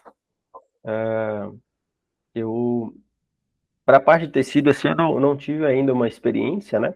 Então, talvez eu não tenha um conhecimento tão amplo assim, mas a gente tem a câmera da Basler e tem uma câmera F-Lear da Backfly, né? E tem a Specim, tem uma linha FX, que são câmeras aí de resolução acima de 1920 pixels, né? E usam aí sensores da Sony. A Sony é a referência em sensores para essa área. E o que eu vejo em relação a esse tipo de câmera? Ela vai ter que ter aí uma resolução alta para a captura dessa imagem, uma taxa de quadros aí pelo menos acima de 40, né, FPS, esses sensores da Sony para alta fidelidade de cor. Mas eu vejo que para a parte de tecidos, tu conseguir ter uma performance de inteligência artificial para tratar essa imagem, se tu for trabalhar cor ou características do tecido, tem um detalhe muito interessante, que foi um projeto que eu me envolvi na área de análise de ovos. O cliente, ele tem um processo lá, utilizando uma câmera de alta qualidade, né, para tirar foto. E aí ele quer ver os graus de tonalidade da casca do ovo, porque aquilo tem a ver diretamente com a dieta comercializada ali para os criadores, né? Então, assim, o que acontece? A qualidade das imagens são sensacionais, né? Porém, quando a gente aplica um tratamento de imagem, de visão computacional, na hora de separar os pixels e reconhecer determinada falha, algum problema assim, muitas vezes os filtros que tu aplica para tratar a imagem tem partes do ovo que são eliminadas junto, entende? Porque tu vai ter que ter um contraste de cor para conseguir caracterizar. Então, às vezes, uma mancha numa casca do ovo, ela tem, no momento da foto ali, quase o mesmo grau de tom de outra parte da casca, ou de um outro ovo. Então, a IA acaba não identificando que aquilo é um problema. E aí, quando eu comento sobre câmeras de faixa hiperespectral, é porque pode ser, tá, que a solução ela não esteja necessariamente em utilizar uma baita de uma câmera ali. Mas o modelo de câmera hiperespectral, o que é isso? São câmeras que elas vão conseguir pegar comprimentos de onda lá no 400 nanômetro, entendeu? Que é um grau de cor, até próximo de 1000 e pouco. Aí a gente está falando, por exemplo, de eu ter um ambiente de análise de tecido, onde a fonte de luz ela é de um espectro de cor não visível, mas a câmera vê. E aí, quando eu faço isso, eu consigo ter uma captura de imagem e tratar esses dados através da captura do espectro de cor não visível, que é justamente a diferença total da variação de cor que o tecido pode ter, ou de defeito. Aí a imagem de origem, se fizer a entrada da IA, tá, ó, show de bola. Daí eu vou conseguir treinar uma rede neural, um algoritmo genético. ou até uma estatística básica lá, uma regressão linear multivariada já resolveria, quem sabe aí o tipo de problema. Então essa, por exemplo, foi uma sugestão quando eu me envolvi com esse processo, com esse projeto ali de análise de tom da casca do ovo. Eu vi que eles já estavam um ano batendo cabeça, né? Daí a gente fez uma conversa de uma meia hora. Eu falei, cara, eu acho que eu nem vou orçar o projeto para ti. Vou falar o seguinte: bota uma luz vermelha, né, 660 nanômetros ali, de uns 15 watts, e aí tu tira a foto. Por quê? Porque aquele tom de cor, provavelmente ele não vai ter nenhum ovo dos que ele trabalhava que tinha um comprimento de onda parecido. Sim. Ele não mexeu em câmera, mexeu em nada, só mexeu na luz. Ou, por exemplo, usa 530 nanômetros, é luz verde. Não tem ovo verde. E aí a fonte de luz para captura da imagem, ela com certeza ela vai conseguir separar totalmente. Na hora de eu fazer o processamento, identificar as características. Porque daí, aonde tiver uma mistura de tonalidade semelhante, a fonte de luz ela é totalmente diferente. Então, às vezes, esse tipo de abordagem, eu acho que aqui é mais para compartilhar experiências, né, e insights sobre o tema, não que isso seja a solução para a indústria têxtil, né, como eu falei antes, eu não tenho experiência de resolver problemas dentro dessa indústria, mas essa conexão, né, de entender o princípio físico com dos elementos em si, e tu olhar ali o processo, às vezes ele pode ser ali uma oportunidade, né, de fazer um piloto. Pode ser que não funcione, não dá nada certo, mas aí tu já vai cavando a partir daquilo algum resultado, né? Nada tu não vai coletar, alguma coisa vai vir, daí tu vai ver o grau de assertividade. Não sei se essa era a pergunta do professor Tiago ali, que ele queria contextualizar, mas é uma combinação, então, aí de câmeras, né, que Sim. vão ter uma qualidade bacana com... Isso já dá um caminho, né? Bacana. E fazendo um adendo aqui, professor Tiago, professor Emiliano, na nossa última visita técnica, né, até o Alessandro lembrou, a gente visitou uma empresa que se chama Delta Máquinas, né, e eles estão indo nesse sentido de desenvolver, né, uma revisadeira, até o professor Tiago colocou ali, com visão computacional. Mas me pareceu, né, chat, me corrija aí se eu estiver errado, né? Me pareceu que eles estão há mais ou menos 2 anos tentando, né, calibrar e tentar desenvolver isso. Acho que o professor Emiliano, não sei, né, não sou da engenharia, mas eu acho que essa que é a questão lá que talvez a Delta não tenha se atentado, né? Não sei se para aplicar para ovo e para tecido teria que ser abordagens diferentes, mas me parece que a mesma lógica pode ser aplicada. Eu acho que é exatamente isso aí. Porque ainda não está operacional. Né? Até o professor Tiago colocou ali, mas ainda não está operacional. Eu fiz uma pesquisa nas máquinas deles, ele não tinha visto nenhuma menção, né, vamos dizer assim, né? Daí eu achei até massa, então quer dizer que eles também estão olhando, né? Que é um problema, assim, ó, de todas as indústrias, né? Têxteis essa... Então, assim, você fica, às vezes, meio intrigado, porque ninguém resolveu ainda, né? Talvez porque é um troço osso, né? Não é? Não é? É fácil, assim, né? Chegar, vamos botar uma câmera ali e vamos fazer o que o ser humano está fazendo, né? Então, assim, E também, né, professor Tiago, eu vejo que nessa questão específica, às vezes a gente quer abraçar um mundo, né, de pegar todos os aspectos de qualidade de um tecido e analisar ele, sei lá, criar um índice ou ainda ter algo mais específico, né? Mas, exemplo, em estamparia, né, só o fato de a gente analisar quebra, né, de estampas diferentes já é incrível. Só que eles fazem isso a posteriori lá. Então, aqui teve uma falha porque o tecido estava dobradinho, assim, né? Quando ele entrou, estampou em cima, daí esticou aquele segmento ali, já vai de base. Né? Então, se a gente pega isso antes, e estou falando só estampa, né? Não estou falando nem questão de coloração, ou ainda, né?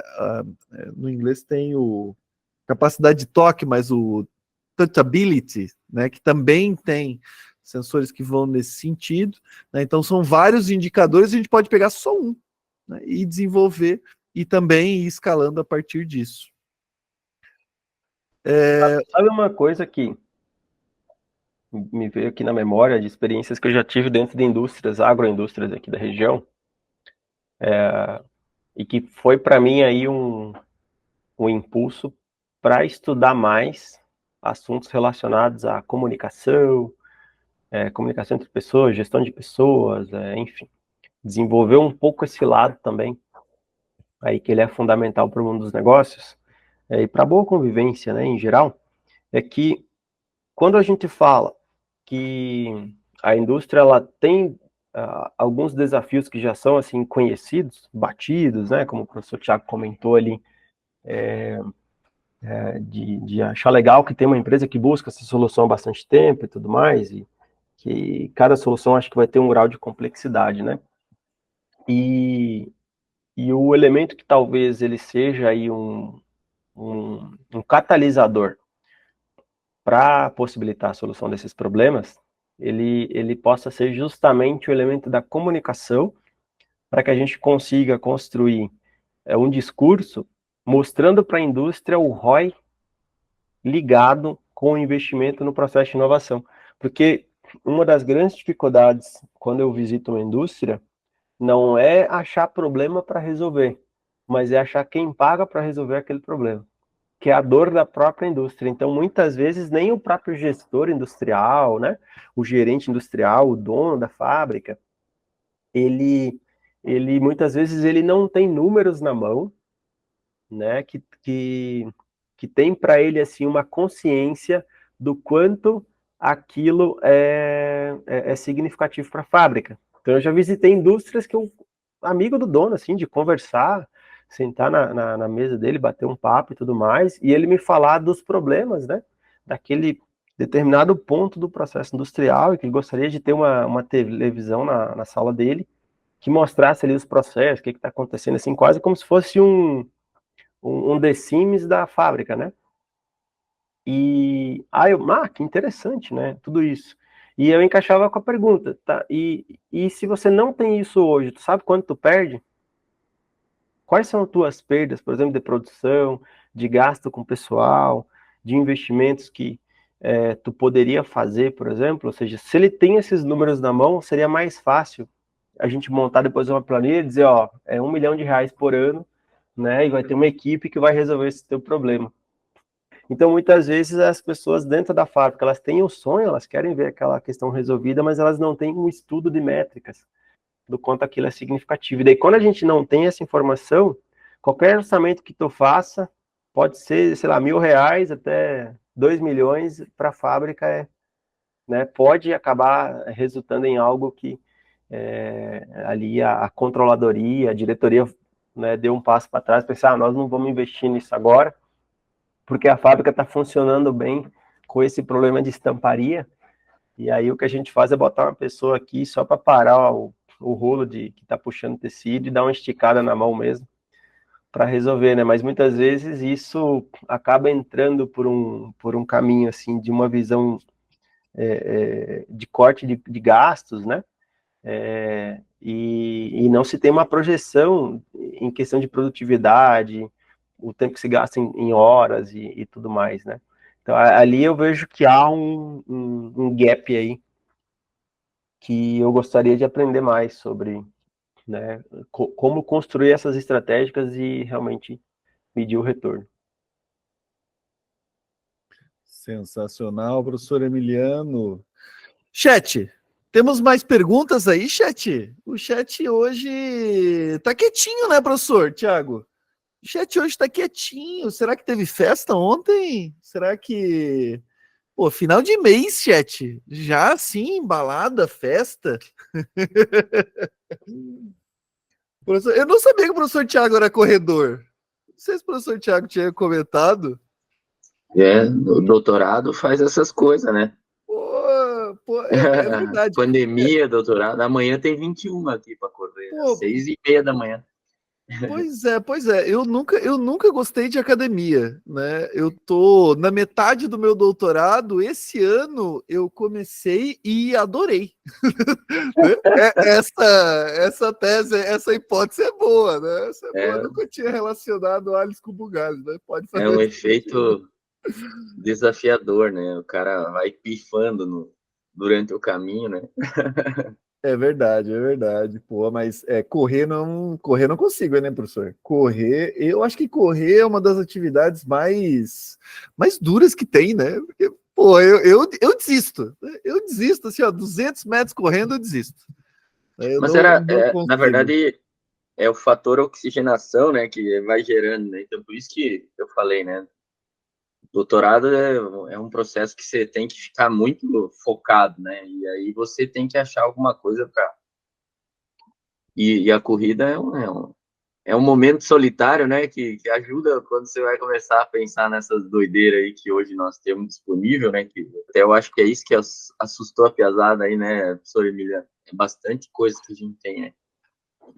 E aí é um desafio, é bacana. A gente, nessas visitas aí, professor Emiliano, até para contextualizar, a gente está vendo bastante coisa massa, assim, as Uhum. coisas. Oportunidades bem legais. A gente foi Exatamente. na Karsten, fomos na Delta, me ajuda aí, fomos na Diclatex, né? Diclatex, e a gente Exatamente, foi no Ágora, né? Que daí exatamente. bagunçou tudo. Já, é. Foi Não, é muito. bacana que o processo, né? Que nem o professor Emiliano falou, né? Às vezes a gente precisa de tempo, né? E esse processo vai dar 6 meses para a gurizada, então tem bastante contexto aí, né? Para você abordar, né? Para você, por exemplo, buscar possíveis informações, melhorar, Sim, né? A situação de sim, entendimento, então isso é bacana. sim, sim. E era justamente isso, né? Às 11h54 que eu queria perguntar, né? Fazer minha última pergunta aí para o professor Emiliano, que gentilmente esteve aqui com a gente. Professor Emiliano, o que o professor indica, né, como, levando em consideração que a gente tem alunos aqui, participantes, né, participantes de níveis de conhecimento diferentes, né, alguns talvez já brincam com Arduino, ou já fazem utilizações, e outros ainda talvez nem nunca, né, utilizaram ele em alguma aplicação. Existe alguma plataforma, existe algum curso, no sentido de introduzir, né, essa ideia, né, do hardware? Estou falando especificamente Arduino aqui, né, mas a ideia do hardware, né, na integração software, ou ainda para aprimorar os conhecimentos que o participante eventualmente tenha. Tem dicas assim de plataforma, ou de cursos, ou de livros que a gente pode utilizar na construção desse conhecimento, professor? Perfeito, professor. Tem sim, e eu me desafiei a escrever um livro sobre o assunto e montar um curso nível 1, assim, para essa introdução ao mundo do hardware. Mas até isso ficar pronto, a gente vai fazendo, né? E esses Uhum. dias eu estava lendo um livro que o autor gastou uns 8 anos para escrever. A minha ideia eu tenho uns 3 capítulos já escritos, a ideia é escrever 6, que vai contextualizar, vai misturar um pouco do que a gente conversou aqui agora, e de uma forma que eu consiga deixar esse legado aí pro pessoal. Então, assim que estiver pronto, eu vou avisar vocês. E em breve, a ideia é ter um pequeno curso, né, de curta duração, disponível nas Uhum. plataformas online. Eu vou fazer um primeiro sem custo, vou colocar no YouTube mesmo ali Uhum. para compartilhar esses conhecimentos. E aproveitando a ideia, dizer que, assim, plataformas como o Udemy, o edX, a própria UNOESC, tem o EAD, né? Tiago, não sei se tem cursos nesse sentido, mas a ideia é que daqui a pouco possa estar disponível ali. O YouTube, o site da Embarcados, né? embarcados.com.br, e tem um outro site que é o eetimes.com, né? É um site que aborda bastante o mundo do hardware e tudo mais. E o site do que seria o Sindicato dos Engenheiros Globais, né? Engenheiros e desenvolvedores da área de computação em sistemas, enfim, que contempla essa área, que é o I3E. Então é ieee.org, né? Então ali vai ter artigos, tem a application notes e uma série de informações assim, tem, enfim, muito conteúdo disponível nessas plataformas que eu mencionei. E eu acredito que ir para a prática, né? Eu até brinco assim quando eu trabalho com os meus alunos, ou oriento no TCC, muitas vezes a gente aborda muito o tema, né? Então, eu costumo fazer uma seguinte analogia: se você estudar por alguns minutos, coloque em prática tantas horas. Porque tem muita coisa que a gente vai descobrir mexendo mesmo. Até hoje, às vezes eu vou editar um firmware, por exemplo, numa microarquitetura, e eu pego um código que eu escrevi 1 ano, há 2 anos atrás, e falo, cara, quem foi o desenvolvedor que escreveu isso aqui? E aí eu descubro que era eu mesmo, porque a gente vai aprimorando o nosso conhecimento, né? Tive até uma experiência esses dias de pegar um código que eu fiz para uma ESP, e eu utilizava 2 timers dentro da ESP, né? E eu criei esses timers com tempos diferentes. Então, o timer era a cada 1 segundo, e o outro executava com intervalos de 100 milissegundos. E dentro desse timer de 100 milissegundos, eu utilizava para sinalizar de forma visual alguns LEDs do equipamento. Então, para esse LED, por exemplo, ter um comportamento que eu gostaria que ele tivesse, esse timer teria que aplicar alguns atrasos no programa, tipo o sleep lá que a gente faz no Arduino, né? Então, nesse timer de 100 milissegundos, eu colocava alguns atrasos ali, e o LED piscava bonitinho. Só que a função que o programa tinha que fazer em seguida, com intervalo, por exemplo, de 5 ou 6 segundos, eu percebia que ele não fazia. Né? Eu quebrei a cabeça com isso, ali fiquei quase 1 hora analisando, e aí eu me esqueci de um detalhe trivial, assim, que é o quê? O dispositivo que eu estava trabalhando, ele é single core. Só isso, ele é single core. Então eu posso criar 10 timers, mas eu tenho que ter em mente de que ele é monotarefa. Então ele vai fazer um time slice para executar cada processo num determinado intervalo de tempo, para criar a ilusão de que está acontecendo tudo ao mesmo tempo, mas de fato o dispositivo só tem um núcleo de processamento. Então, quando dentro daquele time menor eu aplicava um atraso, ele congela o programa inteiro, né? Entendeu? Então ele segurava a aplicação inteira. Então aí fazia com que aquilo que eu queria que fizesse não acontecia. E aí eu tive a feliz constatação de que eu não estava trabalhando num PC, né? Nesses Core 5 e 6 e 7 aí que tem vários cores de processamento, e tu tem memória RAM sobrando, né? Então tu pode criar várias coisas ao mesmo tempo e ele consegue escalonar entre tarefas, né? Trabalhar com delay de milissegundo e o PC faz.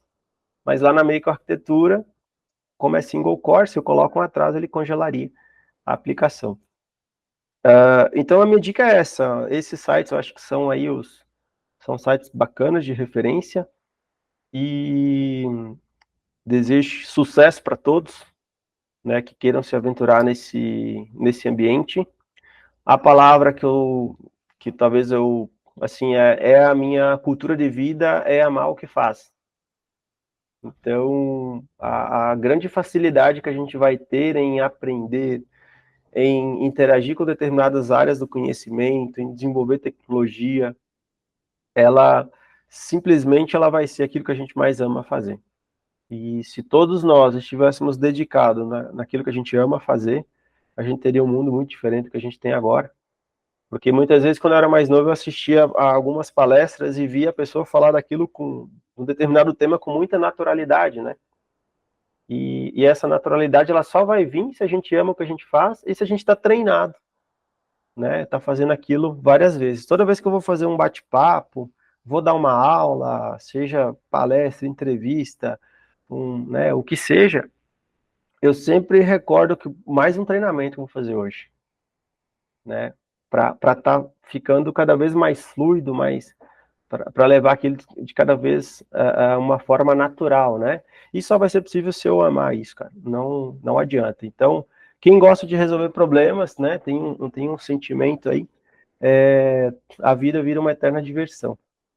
E aí escolher a área de tecnologia, escolher porque ama o que faz, porque se entusiasma com ver um LED piscar, mexer numa plaquinha, sentir um cheiro de estanho, né? Com ferro de solda, e aquilo gera um clima familiar.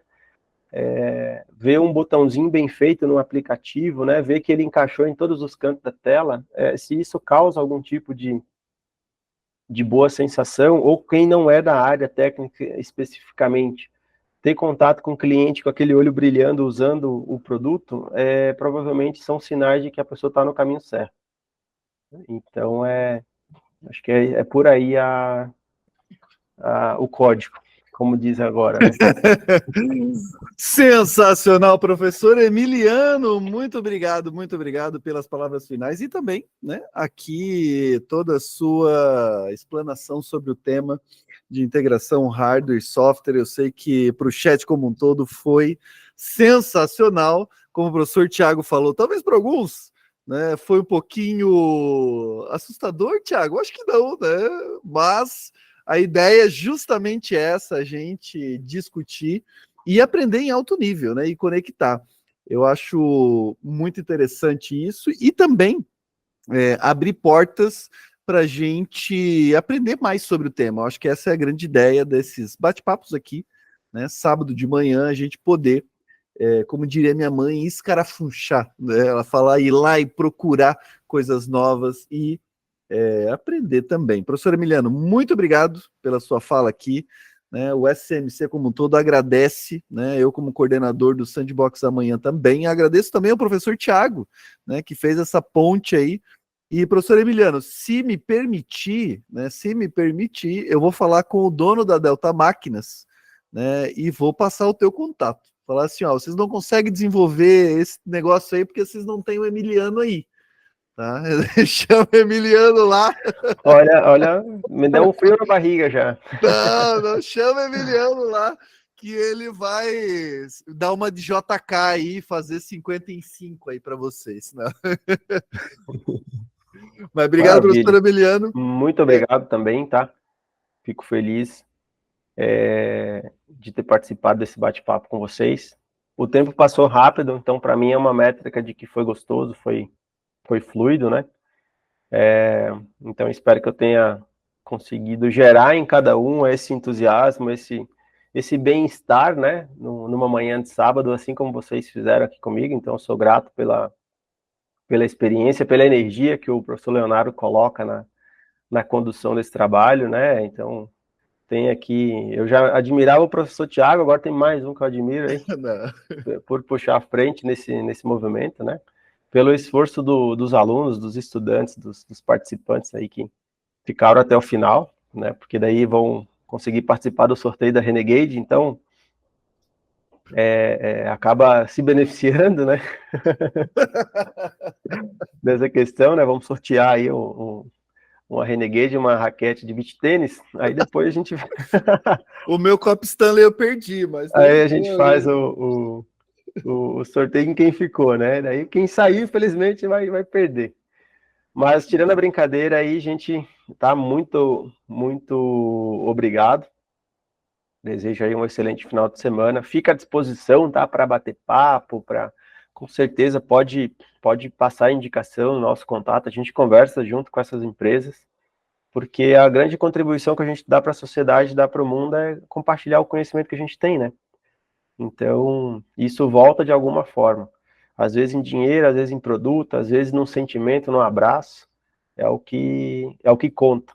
Então, fica à disposição, desejo sucesso aí no programa, e quando precisar, tem meu WhatsApp, é só chamar, né? Tem o site da Desbravatec, da Bionexus ali. O professor Thiago é de casa, então ele está devendo uma visita aqui para a gente poder tomar um café e fazer mais brainstorm. E é isso, pessoal. Um forte abraço aí para vocês. Sensacional, professor Emiliano. Obrigado.